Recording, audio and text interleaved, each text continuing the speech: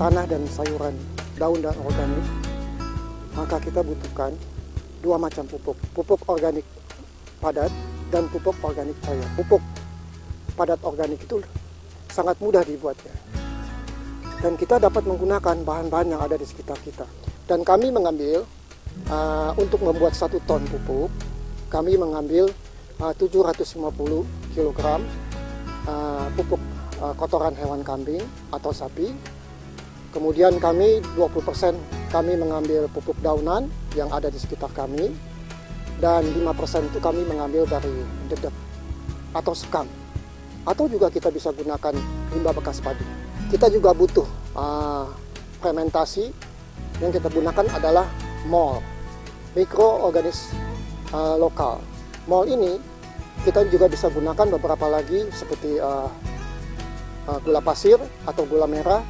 Kita aduk dengan MOL ini. Kemudian sayuran kita cacah atau kita perhalus, kita aduk dengan pupuk kotoran hewan kambing, dan setelah merata, maka setelah kita rata kita akan semprot dengan MOL yang sudah kita campur tadi dengan. Kemudian kita aduk merata, dan hasilnya nanti kita bisa lihat apabila kita genggam pupuk itu sudah tidak terbuka lagi, gempal, menandakan bahwa pupuk itu sudah merata. Kita lakukan penyemprotan. Dengan demikian kita akan menebar pupuk itu secara rata di atas terpal. Kemudian kita semprot lagi sedikit dengan MOL. Kemudian kita tutup dengan terpal lagi.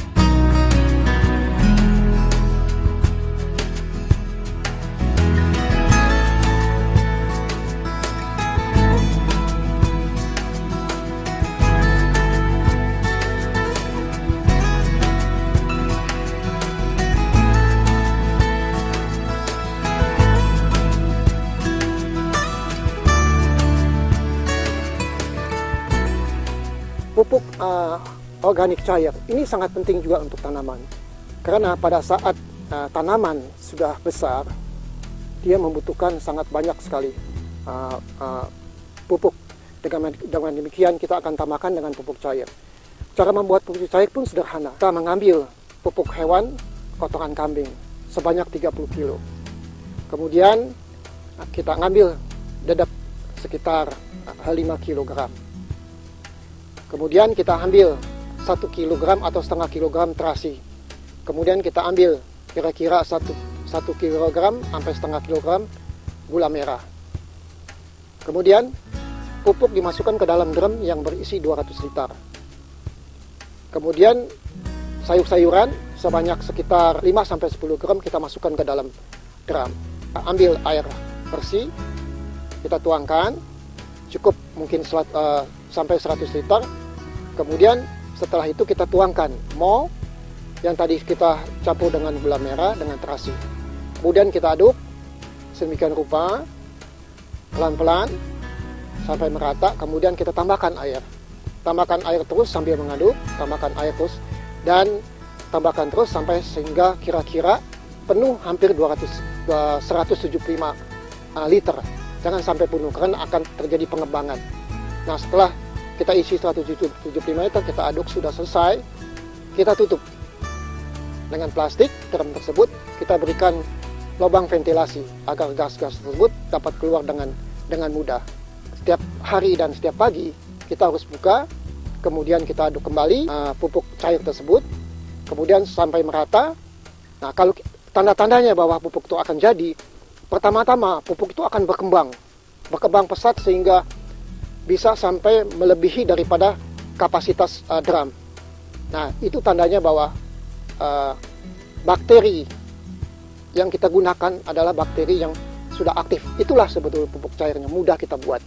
dari lingkungan kita sendiri, dari bahan-bahan yang kita dapat sendiri, dan ini sangat murah sekali untuk kita.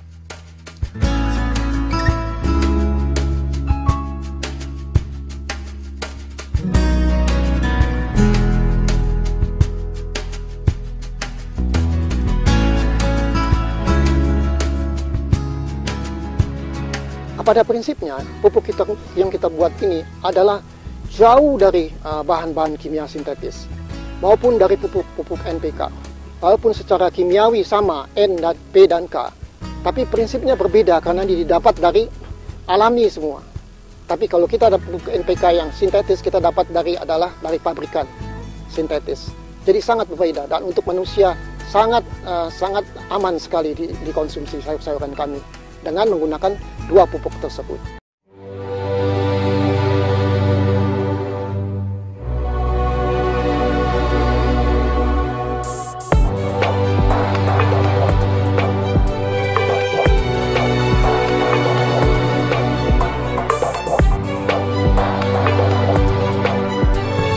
Pertama sekali tahun 99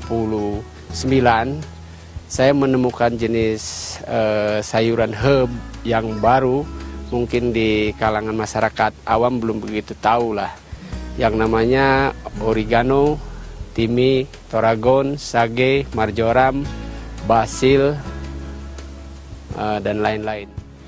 Tetapi cara penjualannya itu susah sekali karena masyarakat yang awam tidak tahu apa itu tanaman herb itu. Sampai-sampai saya tidak bisa memasarkan kemana arah sayuran ini. Setelah mitra dengan Living Organic, saya itu ada kepastian pasar. Mulai dari penanaman sayuran yang harus kita tanam, sampai penjualan itu udah ada standar harganya. Jadi saya itu tidak merasa dirugikan, malahan setelah memasuki kita kerjasama dengan Living Organic, kita tidak ragu lagi untuk menanam sayur yang saya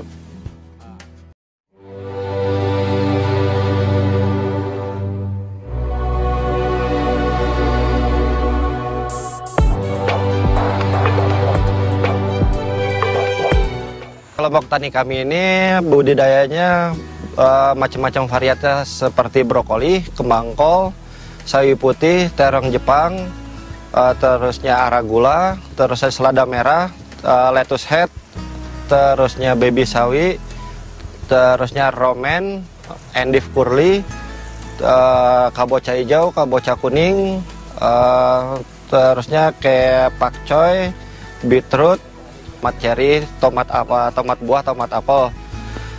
Untuk masalah penanaman organik itu dengan yang memakai pupuk pestisida, emang pertama dibilangnya rada susah untuk penanaman organik itu.